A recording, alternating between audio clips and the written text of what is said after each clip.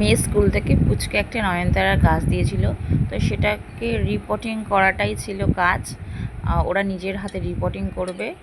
তো আমার মেয়ে প্রথমবার এই কাজটা করছে, ওকে কোনো দিন এখনও পর্যন্ত করায়নি, করানো উচিত ছিল, তো করানো হয়নি। যাই হোক, করছে, বেশ মন দিয়ে কাজটা করছে। আমরা কিছুই বলে দিইনি ওকে, খুব আনন্দ সহকারে করবে বলে।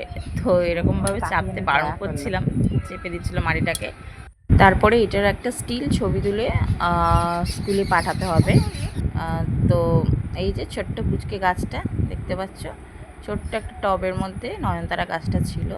তো কী কালারের ফুল ফুটলে বোঝা যাবে। তো বেশ ভালো লাগছে দেখেও, আর প্রথমবার ও কাজটা করে খুব মজা করেছে।